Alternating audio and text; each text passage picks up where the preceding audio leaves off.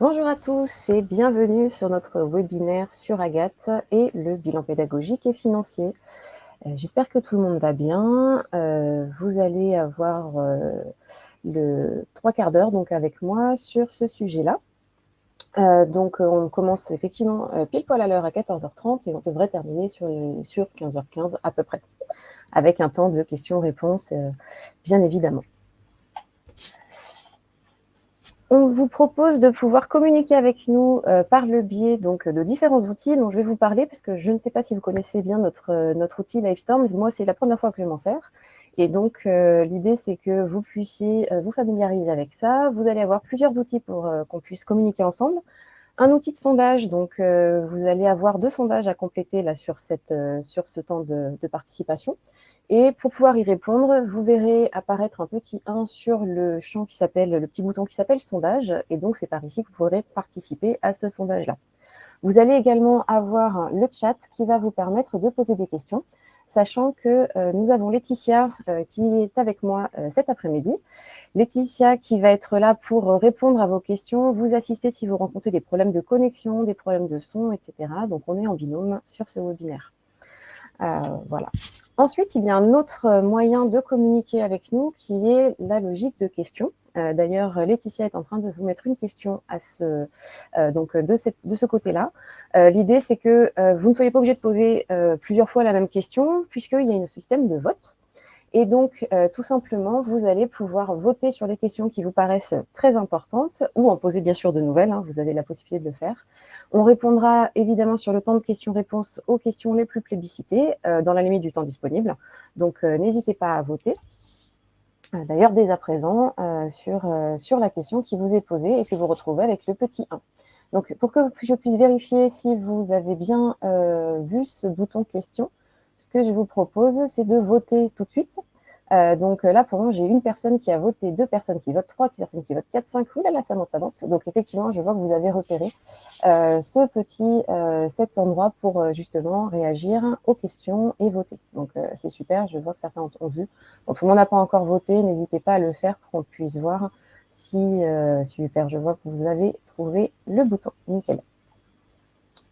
Donc, voilà, vous pouvez rajouter de nouvelles questions ou voter pour les questions déjà posées. Impeccable.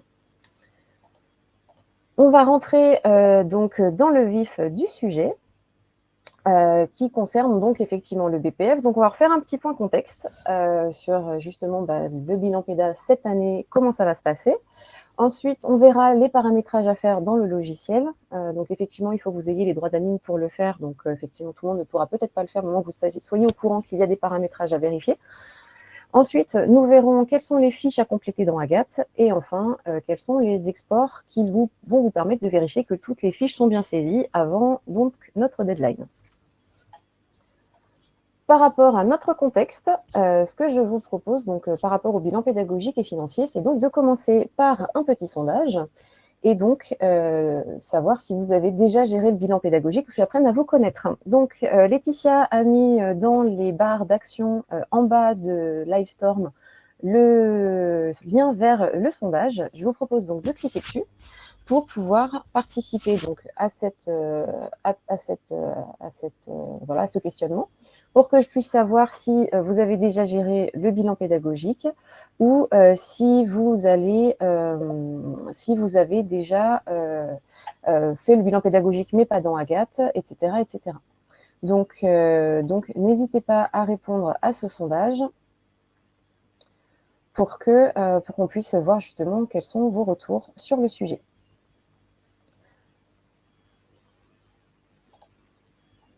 Voilà, je vois que ça vote, que ça vote, que ça vote. Je vous laisse continuer à participer. On se donne encore 30 secondes.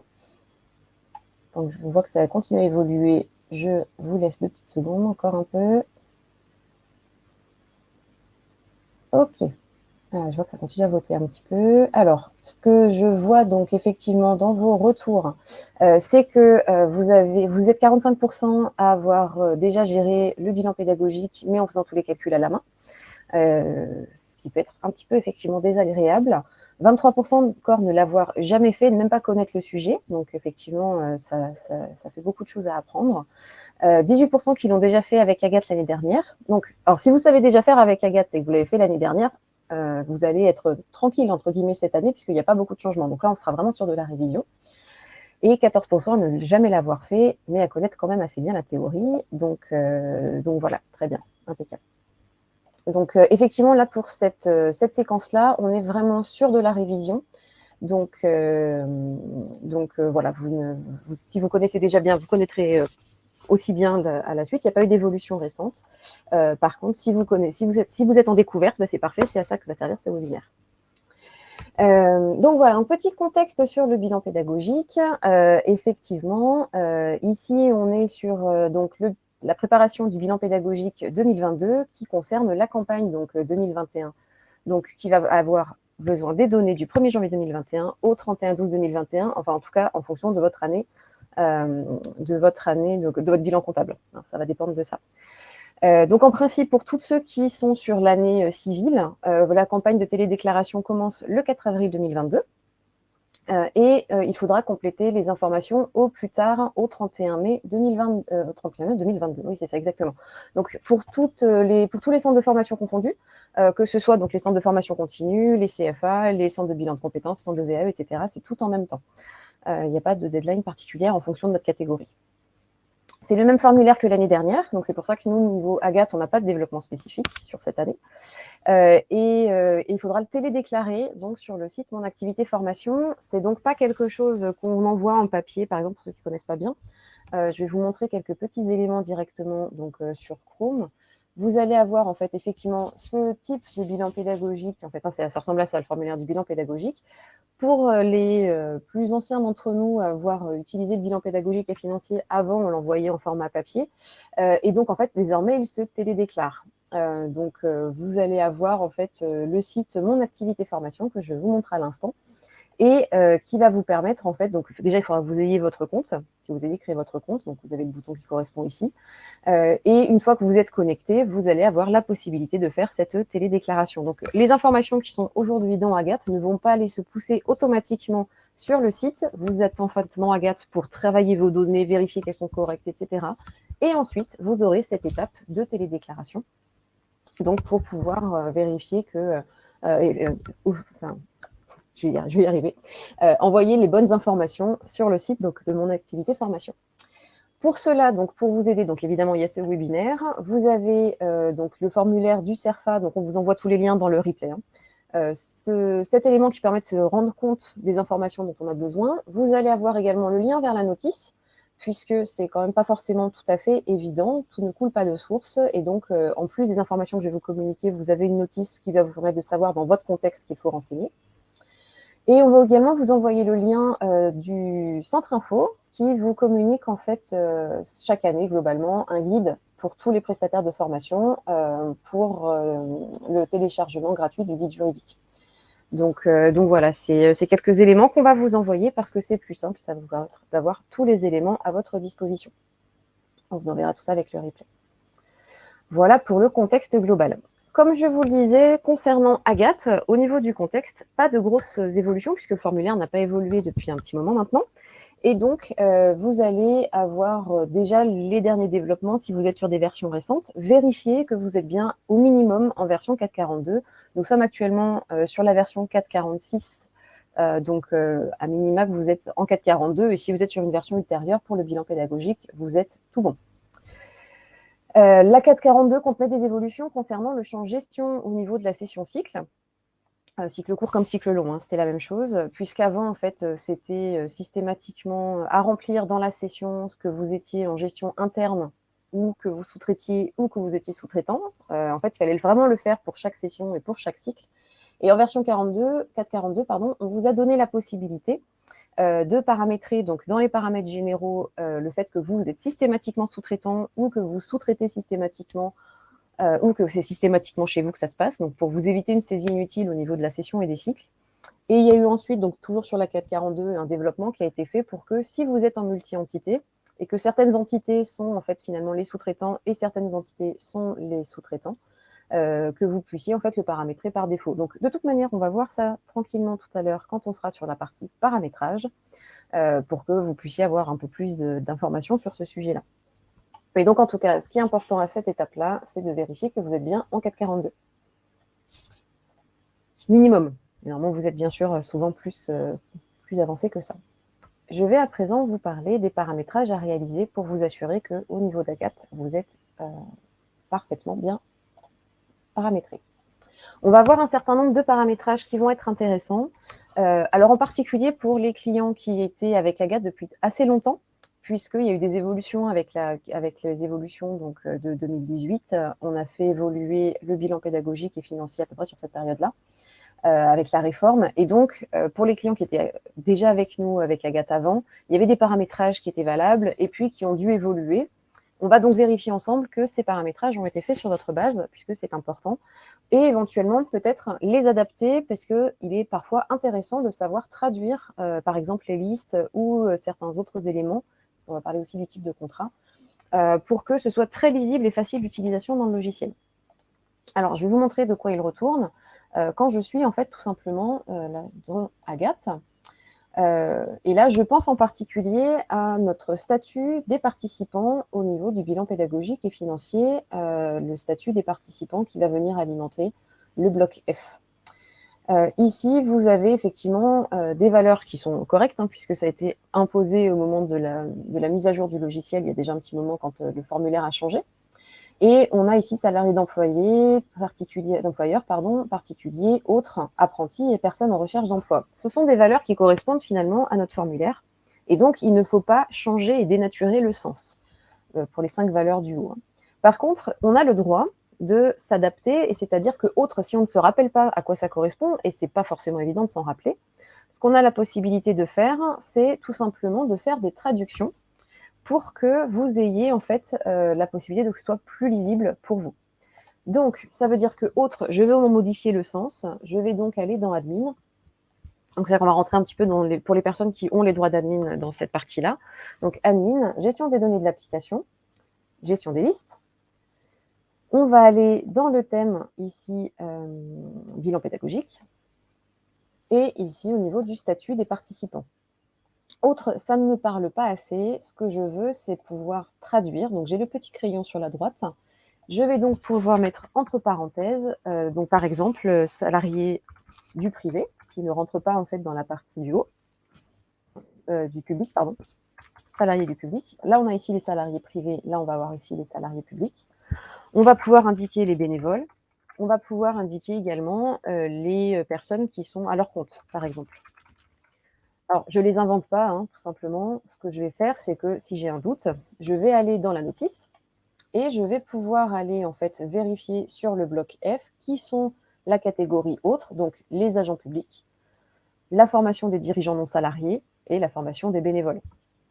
Donc, le fait que j'ai eu ça dans la notice me dit que le autre, je peux effectivement le renommer puisque je ne change pas le sens. Je complète juste l'information pour que ce soit plus facile pour mes collaborateurs. Ce sera beaucoup plus simple. Donc ça, c'est vraiment pour que désormais, pour mes collègues, ce soit plus facile et que j'ai moins de doutes quand je veux utiliser ces valeurs-là. Donc ça, c'est très important. Maintenant, on voit bien nos salariés publics, bénévoles et à leur compte. Ça, vous mettrez le nom que vous voulez, hein, c'est juste pour que ce soit lisible pour vous. Ensuite, pour certains d'entre vous également qui étaient avec Agathe il y a très longtemps, vous n'avez peut-être pas écrit ici type de contrat, mais peut-être apprentissage ou type de contrat, pardon, vous avez peut-être type de contrat. En fait, ce champ permet de sortir des personnes du bilan pédagogique et financier, historiquement parce qu'ils étaient en apprentissage ou en formation initiale. Et en fait, ce champ-là, il est important qu'il ne s'appelle pas type de contrat, parce que ça ne veut plus dire grand-chose en fait au niveau du logiciel, mais bien exclure du BPF, puisque le but de ce champ, c'est d'exclure des participants du bilan pédagogique et financier. Et maintenant, plus parce qu'ils sont en apprentissage, maintenant les apprentis rentrent dans le bilan pédagogique et financier, donc juste parce qu'ils sont en formation initiale. C'est la seule raison auquel moi je pense. En fonction de votre contexte, vous aurez peut-être d'autres idées, donc vous voyez, vous pouvez très bien rattacher deux sens du moment que pour vous c'est très clair. Le but de ce champ-là, c'est d'exclure en fait les personnes du bilan pédagogique et financier quand on le souhaite. Donc ça veut dire qu'ici, ce champ qui historiquement s'appelait type de contrat, on va le renommer et on va modifier cette valeur de liste. On était déjà dans la gestion des listes, donc je vais retourner directement dans la gestion des listes puisqu'on y était déjà. Donc admin, gestion des données de l'application, gestion des listes. Et là, en fait, on est sur une liste qui est cette fois-ci dans le thème des inscriptions, qui s'appelle type de contrat. Et donc ici, je vais sortir l'apprentissage, parce que ce n'est plus le cas. L'apprentissage rentre dans le cadre du bilan pédagogique et financier maintenant. Et je vais juste mettre formation initiale hors BPF, pour que ce soit clair pour tout le monde. Cette liste-là qui s'appelle type de contrat, je vais peut-être garder que ça s'appelait avant type de contrat pour l'historique. Et maintenant, je vais l'appeler hors BPF pour que ce soit bien lisible aussi pour tout le monde. Pour autant, ça n'a pas changé le libellé du champ. Donc, ce que je vais faire, c'est que je vais aller dans la traduction. Donc, petite révision pour ceux qui connaissent déjà, admin, administration avancée, personnalisation des libellés. Dans le thème des inscriptions, et je vais aller faire mon type de contrat à la première fois que je le recherche, effectivement. Et je vais l'appeler, par exemple, exclure du BPF. Donc, tous nos clients qui ont démarré récemment, en fait, ce paramétrage, il a déjà été fait par défaut. Donc, rien à faire. C'est juste pour les participants parmi vous qui sont avec nous depuis longtemps et qui n'ont jamais eu à faire le BPF ou qui n'ont jamais voulu le faire avec Agathe jusque-là. Donc, voilà au niveau de ces petits paramétrages qu'on vient de voir ensemble. Pour les participants parmi vous qui utilisent les rôles, c'est-à-dire de dire par exemple que les intervenants qui sont là dans la session, des fois ils sont formateurs, des fois ils sont juste correcteurs, des fois etc. etc. Donc on a la notion de rôle. Ces rôles-là aussi, il y a une incidence au niveau du bilan pédagogique et financier puisque tous les rôles ne comptent pas dans le bilan pédagogique et financier. Donc je retourne dans l'admin. Au niveau de l'admin, si vous utilisez les rôles dans la session au niveau des intervenants, vous allez dans gestion des données de l'application, vous avez le bouton ici gestion des rôles des intervenants, et vous voyez ici différents rôles. Je peux être tout à fait le commercial de cette session, je peux être ici la correctrice de cette session ou l'examinateur, etc. Et vous voyez ici qu'il y a une colonne bilan pédagogique. Je ne vais cocher bilan pédagogique que pour les rôles qui comptent pour le bilan pédagogique et financier. Voilà. Et enfin, je vais vous parler de la gestion des entités dont je parlais tout à l'heure par rapport au développement de la 442, qui vous permet en fait, dans admin toujours, gestion des données de l'application et dans la gestion multi-entité, pour chacune des entités, donc là c'est vraiment spécifique à nos clients qui ont le module multi-entité, alors là en l'occurrence multi-entité juridique par exemple, mais pourquoi pas géographique aussi. Vous voyez que vous avez un onglet BPF, donc toujours ce petit livret vert que vous connaissez qui vous permet de repérer facilement ce qui correspond à notre bilan pédagogique et financier. Et on va venir ici cocher la case « Utiliser la valeur définie dans les paramètres généraux » si on le souhaite ou pas. C'est-à-dire que soit on va dire « Je prends la valeur des paramètres généraux puisque toutes les entités sont gérées de la même manière » ou alors je vais dire « Ah non, mon entité à moi, elle ne gère pas les choses de la même manière et moi, je suis en l'occurrence sous-traitante, donc mon entité est sous-traitante, donc je vais mettre systématiquement dans mes sessions pour le compte d'un autre organisme. » Donc ça, c'est vraiment un paramétrage qu'il va falloir faire pour chacune des entités. Voilà, grosso modo, sur ce paramétrage par entité. Ensuite, on va aller dans les paramètres généraux du logiciel, puisque c'est là que va se passer la suite, justement. Il va y avoir deux onglets qui vont nous intéresser. Donc, ici, dans Admin, dans les paramètres généraux, on va avoir, en fait, l'onglet BPF que vous allez avoir ici, qui va permettre, en fait, de gérer, justement, certaines valeurs. Et donc, vous allez avoir justement cette fameuse valeur par défaut, c'est-à-dire que si systématiquement, sur votre antenne, vous êtes vous gérez vous-même vos propres formations, vous allez pouvoir mettre par défaut, chez moi, c'est toujours interne. Ou alors, chez moi, je suis toujours sous-traitant ou je sous-traite systématiquement mes sessions. Donc ça, c'est quelque chose que vous allez pouvoir faire très facilement. Ensuite, vous allez dire quels sont les états des sessions et des cycles qui comptent pour le BPF. Par exemple, ici, valider, et là, je vais enlever annuler, parce que pour le coup, les annulés ne comptent pas pour le bilan pédagogique et financier. Pareil pour vos séances, donc la séance, par exemple, cet après-midi, de 14h à 17h30, ça va être une séance. Je ne vais prendre que celles qui sont validées, celles qui sont vraiment actives. Au niveau de mes inscriptions, lesquelles je vais prendre en compte, par exemple, je vais prendre des validées et je vais prendre celles pour lesquelles le contrat est rompu, puisque, en fait, sur les dates pour lesquelles la personne a été présente, eh bien, en fait, ces heures-là comptent pour le bilan pédagogique et financier, même si, effectivement, en fonction, les heures qu'elle ne fera pas après, de toute manière, elle n'émargera pas dessus, donc c'est pas grave, mais ces heures qu'elle a suivies comptent bien pour le bilan pédagogique et financier. Ces valeurs-là, en fait, on ne les coche pas, nous, par défaut, parce qu'en fait, selon qui vous êtes et sur quel site vous êtes, en fait, vous n'avez pas les mêmes valeurs. Ça dépend, en fait, des paramétrages qui ont été faits dans votre contexte à vous. Donc, c'est pour ça qu'il est important de bien prendre en compte les valeurs qui sont les vôtres, et c'est pour ça que c'est à vous d'aller voir dans les paramètres généraux les bonnes valeurs.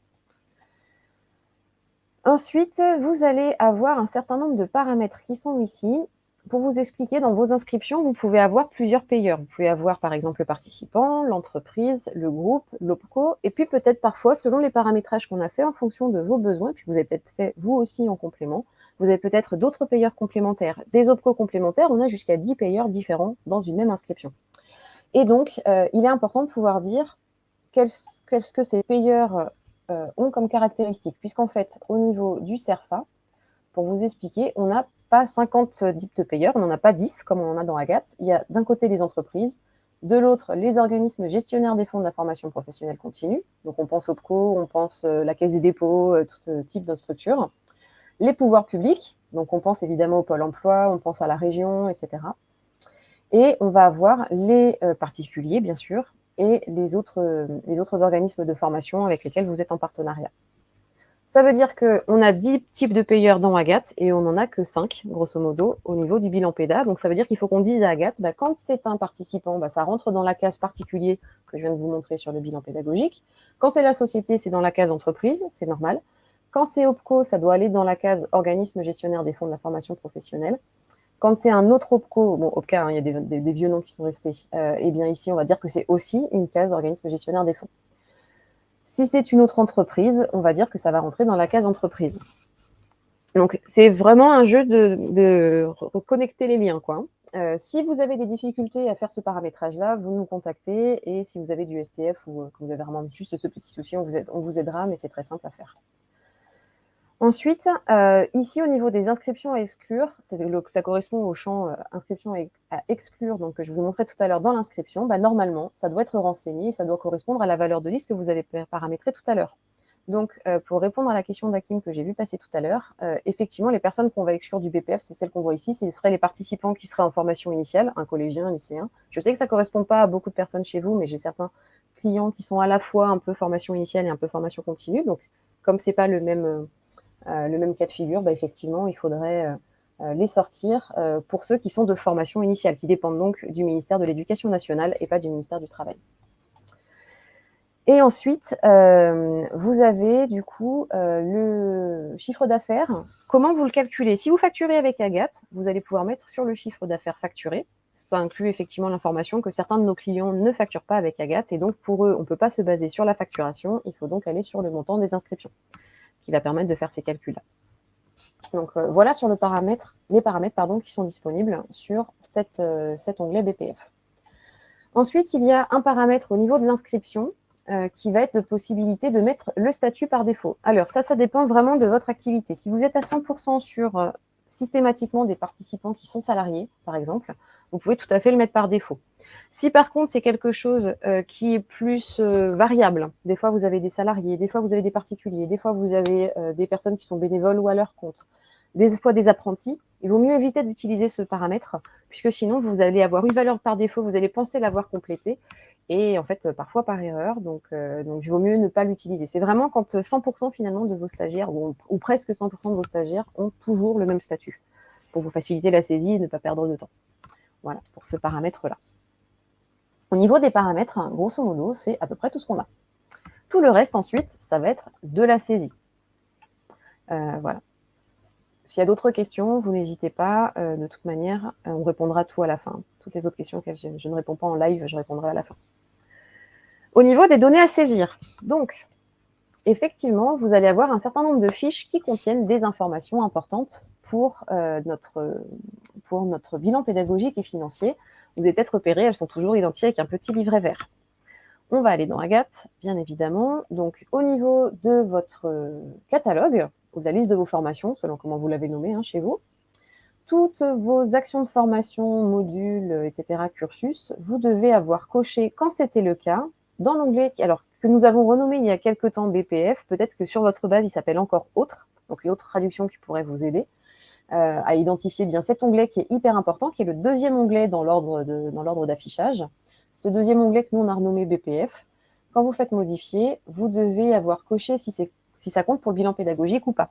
Nous, par exemple, on utilise Agathe aussi pour notre gestion de conseils et d'accompagnement qui ne compte pas pour le bilan pédagogique et financier. Donc, tout ce qu'on fait qui rentre dans la case formation, on vient cocher ici bilan pédagogique à oui et on renseigne le type Donc, chez nous, c'est informatique et le niveau. Et donc, chez nous, on ne fait pas de formation certifiante. Donc, on est systématiquement sur autre formation. Par contre, toutes nos activités de type conseil, accompagnement, etc. sur le logiciel, typiquement, on sera toujours sur non, puisque ça ne compte pas pour le bilan pédagogique et financier. Donc ça, c'est très important. Donc, vous allez avoir des extractions, je vais vous montrer juste après. Chaque fois qu'il manque des informations et que vous avez oublié de compléter ces champs, on va avoir des extractions qui vont vous permettre de retrouver facilement, mais familiarisez-vous avec ça. Pour les utilisateurs de nos cycles courts et cycles longs, il est important dans les modules de cocher bilan pédagogique, oui ou non. Si les personnes ne peuvent pas s'inscrire directement au module, parce que par exemple vous proposez un BTS, un master, etc., et que les participants ne peuvent pas s'inscrire au module comptable à l'intégrer à ce BTS, par exemple, vous n'êtes pas obligé de compléter le type et le niveau. Si par contre, vous êtes dans le cadre de cycle court, par exemple, et que la personne, dans le cadre de la modularisation des parcours, a le droit de ne s'inscrire qu'au petit module, à ce moment-là, il faudra bien remplir le type et le niveau, puisque ça veut dire que c'est le type et le niveau de ce module pris tout seul qui va être important pour le bilan pédagogique et financier.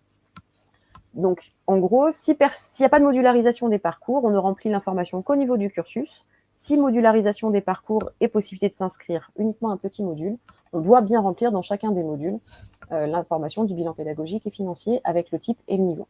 Et systématiquement, dans tous les modules, tous les modules, systématiquement, préciser si le bilan pédagogique, si ça compte pour le bilan pédagogique ou pas. Donc ça, c'est très important. Dans les autres fiches où il y a des valeurs importantes à compléter pour le bilan pédagogique et financier, on va avoir la gestion des intervenants.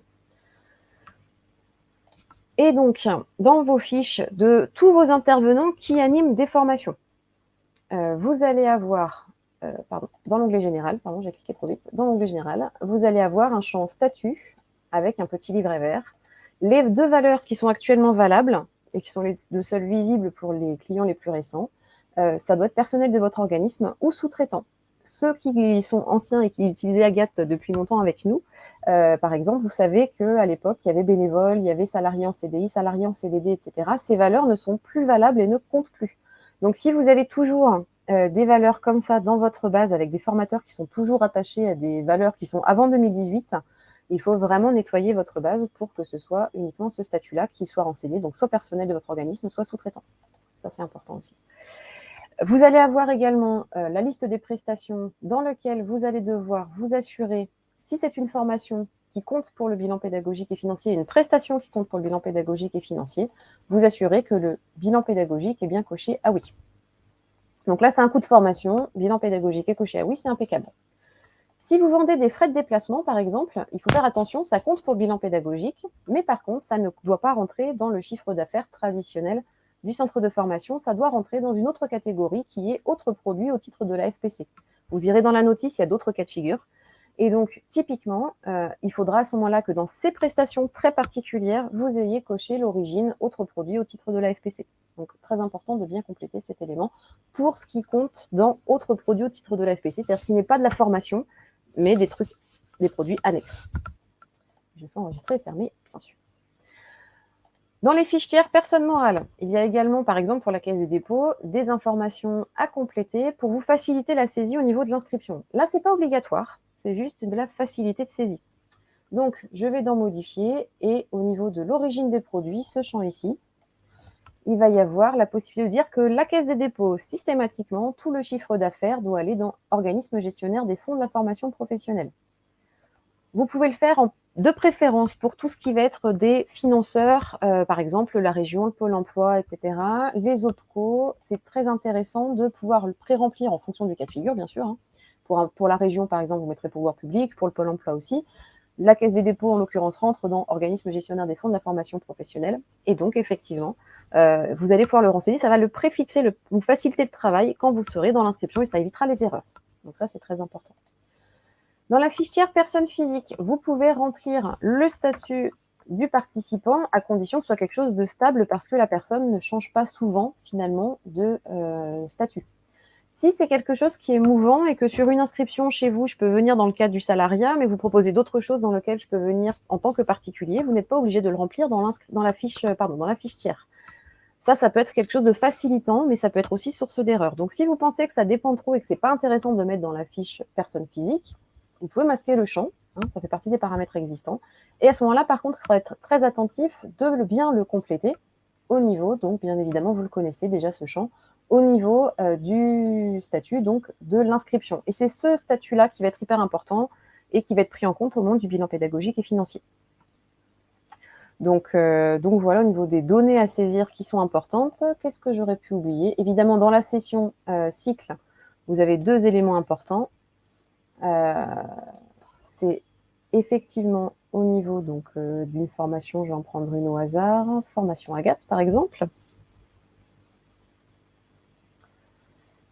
Le champ justement gestion dont on parlait tout à l'heure. Alors ce champ-là, je sais que vous allez forcément l'avoir complété puisque on a vu tout à l'heure dans les paramétrages que vous deviez finalement, vous pouvez le paramétrer pour vous faciliter la saisie et de toute manière, ce champ est un champ obligatoire. Donc de toute manière, je suis sûre, vous l'avez complété correctement. Autre élément important, il faut vous assurer que votre formateur n'est pas en doublon, qu'il n'y a pas de conflit sur sa fiche, puisque sinon vous allez avoir un problème, c'est que le formateur va compter 2 fois. Donc, si vous voyez un petit gyrophare de stratégie, soit tout simplement vous enlevez le doublon parce que vous savez que le formateur n'a pas pu se dupliquer, soit en fait finalement ce sont 2 sessions, mais en fait c'est le même formateur dans la même salle avec 2 groupes différents qui se rejoignent. À ce moment-là, sur une des 2 sessions, vous avez un bouton qui permet de lever le conflit. Et donc, il ne doit pas rester de gyrophare dans votre session. Ça, c'est très important aussi. Grosso modo. Et maintenant, je vais vous parler des exports qui vont vous permettre de vérifier que vos données sont correctes. Vous avez un certain nombre d'exports qui sont possibles. Alors, je viens de vous passer les fiches. En fait, sur chacun des écrans qu'on vient de voir, grosso modo, vous avez la possibilité de faire des exports et donc de vous assurer que vous n'avez jamais laissé l'information importante pour le bilan pédagogique vide. Les informations sont dans les actions de formation, les intervenants, les prestations, les inscriptions, on vient de les voir. Et donc, en fait, si vous faites des exports, je vais vous montrer les colonnes qui sont importantes au niveau de ces extractions avec un petit fichier Excel. Donc, en fait, j'ai pris tous les exports. J'ai fait l'export des actions cursus, j'ai fait l'export des intervenants, j'ai fait l'export des prestations et des inscriptions qui sont pour moi importantes à ce niveau-là. Quand je fais l'extraction de mes actions de formation et de mes cursus, finalement, les colonnes qui sont importantes, ce sont les colonnes N, O et BV qui correspondent au bilan pédagogique, et bien sûr la colonne X qui correspond à la référence de l'action de formation, c'est-à-dire que quand je vois qu'il y a une fiche qui n'est pas bien remplie, comme ça, grâce à la référence, je sais quelle fiche aller voir, et je connais son petit nom. Donc, par exemple, ici, si je veux aller voir toutes les formations qui ne comptent pas pour le bilan pédagogique, une candidature BGEPS, pourquoi pas, le produit CORD, est-ce que c'est normal ou pas? En fait, ça me permet de retrouver facilement toutes celles qui ne comptent pas pour le bilan pédagogique et de vérifier si c'est normal ou pas. Ensuite, pour toutes celles qui comptent pour le bilan pédagogique, normalement, le type et le niveau devraient être complétés. Donc là, justement, je vais récupérer toutes celles qui sont vides. Si c'est vide, je vérifie si c'est normal ou pas. Si c'est pas normal, j'ai la référence pour aller corriger la problématique. C'est la même chose pour les intervenants. J'ai fait l'export depuis la liste des intervenants. J'ai ici la liste de tous les collaborateurs intervenants. Je vois tous ceux qui sont vides. Et ceux qui sont vides, je sais que je vais aller avoir à corriger leur valeur. Pour les prestations, vous avez compris le principe. Je vérifie qu'elles comptent ou pas pour le bilan pédagogique et financier. Et normalement, l'origine des produits devrait être peu complétée, puisque comme on l'a dit, c'est que pour les frais de déplacement, etc. Donc la plupart du temps, ça ne devrait pas être complété. Donc la plupart du temps, ça peut arriver de temps en temps, mais voilà.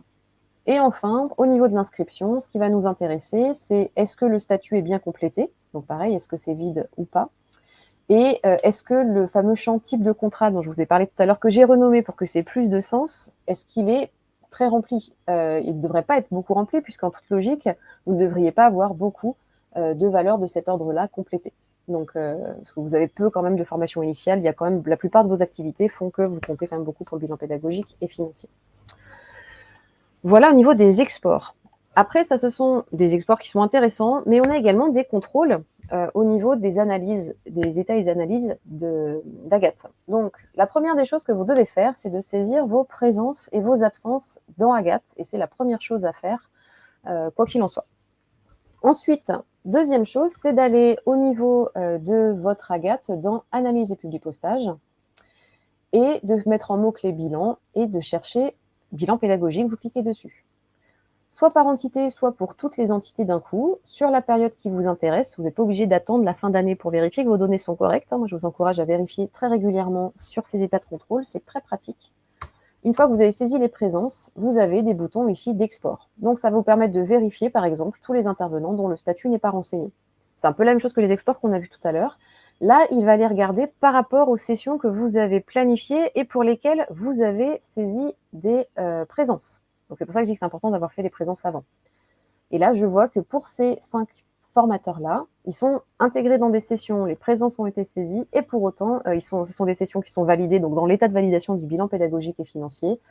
On a dit dans l'action de formation qu'elles étaient à oui, donc elles comptaient pour le bilan pédagogique et financier. Pour autant, ces formateurs sont renseignés, on ne sait pas quel est leur statut. Donc ça, c'est important de le compléter.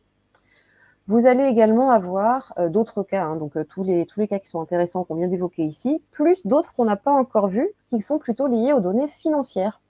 Est-ce qu'il y a des inscriptions pour lesquelles les données financières sont incorrectes? Et ça, c'est hyper intéressant, puisque ce n'est pas dans les exports que je vous ai montré juste avant. Et ça va vous permettre de retrouver, par exemple, parce que vous n'aviez pas renseigné des informations au niveau financier. Alors, soit ma base est très bien complétée, soit ça veut dire que bon, peut-être que je n'ai pas de données, effectivement. Je vais vérifier.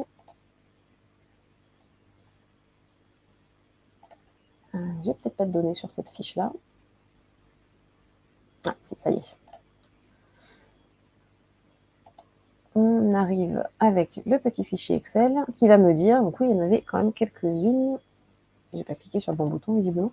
J'ai pas de cas, mais en fait, pour vous expliquer, c'est quand on est sur la fiche de l'inscription, en fait, et qu'on a un payeur, donc par exemple Access Software ou l'Opco EP.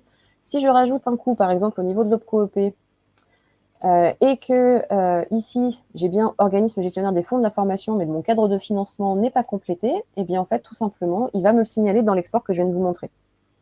Je suis sur une base de test, je ne sais pas ce qui n'a pas marché, mais en tout cas ici, il faudra bien dire que l'OPCO le prend dans le cadre, par exemple, des dispositifs du plan de développement des compétences. Et cette extraction vous permet de retrouver toutes les inscriptions où ce champ-là n'a pas été complété, donc très pratique aussi. Faites-le bien au fur et à mesure. Donc vous faites toutes vos extractions et qui sont ici mises à votre disposition. Ça vous permet de vérifier que tout est bien correct. Et à la suite de ça, soit entité par entité, soit sur l'ensemble en fonction de votre situation juridique, vous allez vous mettre sur la période, par exemple ici, du 1er janvier 2021 jusqu'au 31/12/2021 et vous faites lancer l'édition.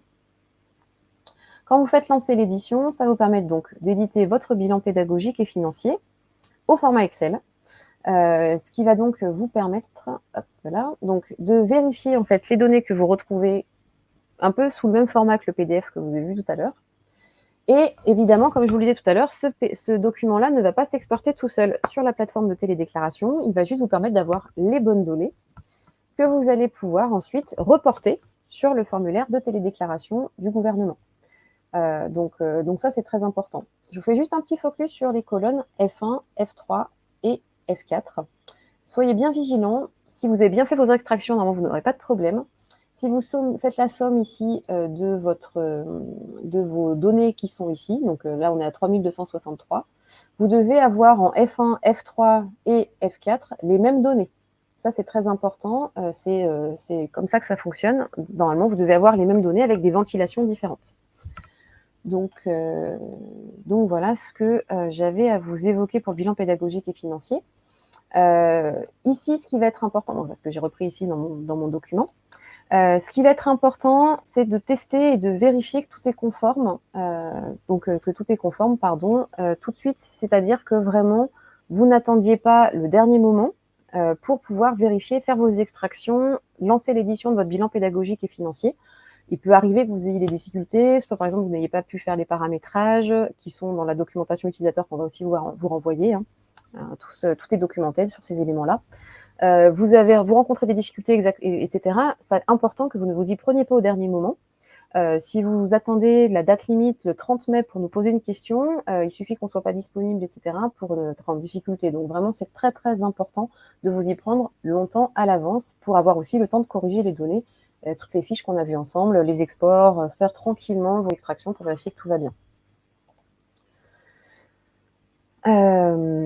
Donc là, je vais regarder un petit peu vos questions pour voir si, justement, par ordre de priorité, s'il y a des choses qui sont effectivement importantes, et sur lesquelles vous avez des éléments. Donc, alors une des questions que j'ai, c'est effectivement, si vous formez un salarié de votre entreprise, je vais démarrer la réponse. Si vous formez un salarié de votre entreprise, doit-il apparaître dans le bilan pédagogique et financier? C'est une très bonne question. Pas à ma connaissance, mais puisqu'en fait, je ne pense pas que vous fassiez une demande de prise en charge, etc. Encore que ça se discute. Ce que je vous propose, c'est que je vais me renseigner un petit peu sur le sujet, voir si je trouve des éléments, typiquement dans le document du centre info. Et si je trouve des réponses sur le sujet-là, on fera parvenir les informations avec le replay, avec les questions qui vous intéressent. Parce que là-dessus, c'est effectivement un sujet intéressant. C'est une autre question qui a été posée par Nadji. Si les formateurs étaient salariés internes à l'OF puis formateurs indépendants en prestation dans la même année, doit-on lui créer 2 profils distincts? Alors, c'est effectivement une très bonne question, et c'est effectivement le cas puisque je ne peux pas dire dans un cas, effectivement, pour cette formation-là, cette session, il était salarié, et pour cette autre session, il est prestataire indépendant. Donc, très bonne remarque, Nadji. Effectivement, dans ce cas-là, il faut lui créer 2 profils distincts. Et ensuite, on pourra toujours inactiver la valeur qui n'est plus la bonne. Si, par exemple, s'il n'est plus salarié interne, vous pourrez, à la fin de l'année, désactiver effectivement cette valeur-là. Donc, c'est très, très intéressant comme question, effectivement. Alors ensuite, dans l'ordre, qu'est-ce que je vais avoir comme question?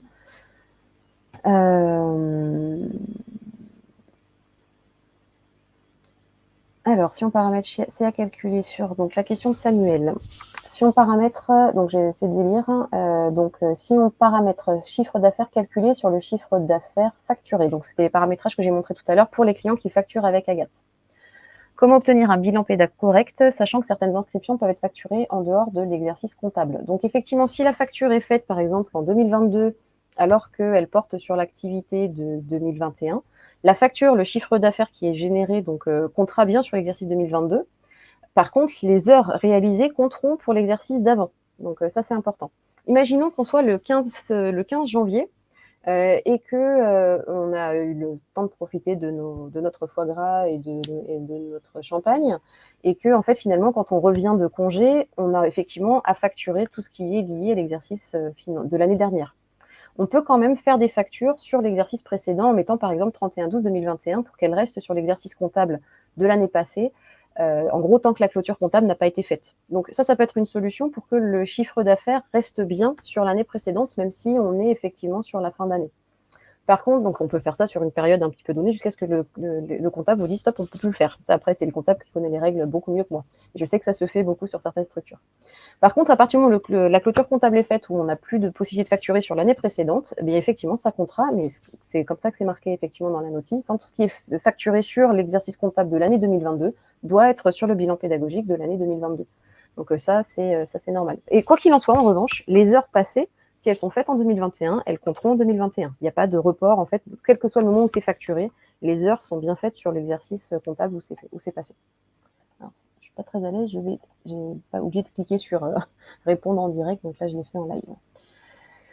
Voilà. Après, est-ce que j'ai d'autres questions? J'ai vu que il y avait une autre question de Nadji, très active dans les questions, Nadji. Dans les sports BPF d'Agathe, un stagiaire qui a suivi plusieurs formations dans l'année est comptabilisé comme un stagiaire ou comme autant de stagiaires que d'inscriptions. Parce qu'effectivement, pour Agathe, à part si c'est une inscription dans un cycle court, en fait, que ce soit un stagiaire ou que ce soit 2 stagiaires différents, ce sont 2 inscriptions différentes, et donc ça va bien compter comme 2 stagiaires pour cette partie-là. Hop. Et puis, une autre question, toujours de Nadji. Peut-on réaffecter automatiquement un module à un intervenant après avoir créé les séances sur l'emploi du temps? Ça, c'est possible. Alors, on est en cycle long pour tout le monde au niveau de ce cas de figure-là. Quand on est sur les sessions, en l'occurrence, et qu'on est sur un cycle long, et que le module a déjà été effectué à un intervenant. Effectivement, là, c'est la logique de sous-traitant, pas sous-traitant, hein, si c'est donc dans ce module-là, par exemple, en cycle long. Au niveau de la liste des séances, si je prends la liste des séances qui sont affectées, par exemple, à moi-même, finalement, je suis remplacée par Virginie, par exemple. Donc, dans les listes séances, je vais pouvoir modifier et mettre le nouvel intervenant. Par exemple, et dire que c'est Zora, par exemple. Donc là, c'est effectivement possible. Autre question, j'essaie de tenir le délai. Autre question de Laetitia, comment peut-on passer à la version 4.42 ? Eh bien, il faut tout simplement nous mettre un message au niveau de l'assistance et on va vous mettre à la version, alors même plus que 4.42, puisque comme je le disais tout à l'heure, on est aujourd'hui en 4.46. Ce qui serait intéressant, Laetitia, c'est de peut-être prévenir l'assistance que vous avez quelques versions de retard pour qu'on vous communique toutes les docs de mise à jour qui sont également sur l'espace client. Donc, pour que vous puissiez vérifier, voir quelles sont les évolutions. Là, alors, pour le coup, je ne sais pas dans quelle version vous êtes actuellement. S'il y a eu beaucoup de versions, il y a peut-être des informations qui sont importantes que vous connaissiez avant de passer en nouvelle version. Et donc, lisez bien les docs de mise à jour avant qu'on vous fasse la version pour que vous connaissiez un petit peu les évolutions, en plus du bilan PEDA. Voilà sur cette question-là. Alors, la question d'Hakim sur le on peut exclure du BPF, j'ai répondu en live, effectivement, plutôt les formations initiales ou d'autres cas de figure. Et donc, la question, a-t-on la possibilité de savoir, donc toujours de Nadji, a-t-on la possibilité de savoir quelles données PEDA ont été prises en compte dans le bilan pédagogique et financier, une sorte de BPF détaillé. Alors, sur les aspects PEDA, en fait, le fait de les avoir complétés fait qu'ils comptent effectivement. Dans les extractions, il y a une qui répond un petit peu à ce besoin, surtout sur les données financières. Parce qu'en fait, sur les autres, elles sont dans l'inscription, elles ont le bon statut, elles comptent. Du moment que l'action de formation compte, que la session est bien remplie, que le formateur est bien complété, que l'inscription est bien complétée, ça va compter dans le bilan pédagogique. Par contre, sur les données financières, là, on a une information qui peut être intéressante, c'est l'export des lignes de facture qui ne comptent pas pour le bloc C du BPF. Et donc là, effectivement, on a cet élément-là. Donc ici, il va nous dire en plus pourquoi. Et c'est ça qui peut être très intéressant. Si il s'ouvre, effectivement, hop, le temps que ça s'ouvre sur mon écran. Donc là, par exemple, j'ai une extraction qui me permet de visualiser les inscriptions. Donc là, c'est l'inscription de l'or. Et son inscription ne compte pas parce que les origines de l'inscription ne sont pas renseignées. Donc là, c'est ce que je vous montrais tout à l'heure au niveau de l'inscription, par exemple. Donc, si je retourne dans l'inscription de mon participant, du participant, numéro d'inscription, voilà, la colonne H. Le numéro d'inscription, c'est 9872. Je vais donc aller sur ma liste des inscriptions. Ici, j'ai déjà oublié le numéro, 9872. Je peux faire une recherche par ce numéro-là. Et au niveau de la fiche de l'or, on voit qu'effectivement, le cadre de financement n'est pas complété. Donc, c'est un peu ce que je vous montrais tout à l'heure. Et donc, là, je dis que ça va être dans le cadre du plan de développement des compétences. Et donc, finalement, ça va rentrer. D'où l'intérêt de faire des extractions régulières. C'est ce qui va vous assurer qu'il n'y a pas de souci de ce type-là. Voilà. Alors, je crois que j'ai fait le tour des questions. J'ai essayé de tenir le timing. J'ai un petit peu débordé de 4 minutes. J'en suis désolée. Est-ce que je vois d'autres questions qui apparaissent ? Non. Je pense avoir répondu à toutes les questions. Ok. Donc, on va vous proposer de participer à un petit sondage final. Pour savoir pour nous, ce qui est intéressant, c'est de savoir si ce webinaire vous a paru utile. Donc, vous avez de nouveau la petite pop-up qui apparaît avec le petit 1 qui vous indique qu'il y a un sondage en cours. Si vous pouvez cliquer dessus pour effectivement vérifier, donc répondre et compléter le petit sondage qu'on vous propose. Donc là, pour moi, il y a 9 votes. Je vous laisse participer, bien évidemment, je vous laisse le temps de participer. On est à 12 votes sur 26 participants. Donc, sachant qu'effectivement, comme j'ai vu passer la petite question, donc le replay vous sera envoyé avec le lien vers la doc utilisateur Agathe sur le bilan pédagogique et financier, tout ce que je viens de vous évoquer, et puis tous les liens qu'on a évoqués. Donc la notice, le formulaire, on va dire vierge, et le lien vers le guide du centre info. Donc ça, c'est important. On est à 17 votes si. Donc pour le moment, effectivement, le replay ne sera pas de trop. Effectivement, ça fait beaucoup d'éléments, on ne peut pas faire toutes les modifications en live, donc bien sûr, c'est intéressant d'avoir le replay, il vous sera communiqué. Et pour les personnes qui nous disent qu'elles veulent bien un coup de main, bah, effectivement, si vous avez du STF, on peut vous proposer des rendez-vous, hein, donc n'hésitez pas à nous le signaler. Dans ce cas-là, on pourra tout à fait planifier des rendez-vous le plus tôt possible pour vous éviter d'être en stress un petit peu avant le bilan pédagogique. Donc voilà, n'hésitez pas à nous dire si vous avez besoin d'un coup de main, on va pouvoir vous aider, hein. L'idée, c'est vraiment que vous soyez à l'aise et que vous soyez tranquille vis-à-vis de cette obligation, hein. Chaque année, tous les organismes de formation doivent se soumettre à cette obligation. Donc c'est très important que vous vous sentiez à l'aise. Donc voilà, n'hésitez pas. On est à 19 votes sur 26. Je laisse aux dernières personnes qui n'ont pas encore complété le sondage le temps de le faire. En attendant, pour nous, eh bien, c'est OK. En tout cas, vous avez eu toutes les informations que j'avais à vous communiquer. D'ailleurs, vous voyez le chat qui a décidé de venir vous dire bonjour. Donc, voilà, bonjour, bonjour. Et donc, en fait, je vous laisse nous contacter par le biais de l'assistance si vous avez rencontré des difficultés, et par le biais donc de vos contacts habituels au niveau commercial ou auprès de moi-même si vous avez besoin d'accompagnement complémentaire. Vous n'hésitez pas. Je vous remercie beaucoup pour votre participation et j'espère vous revoir bientôt dans de nouvelles, soit dans les prochains webinaires, soit pour les clients qui sont encore en train d'être accompagnés sur les accompagnements en cours. Donc merci pour votre participation à tous et à bientôt. Passez une bonne fin de journée. Au revoir.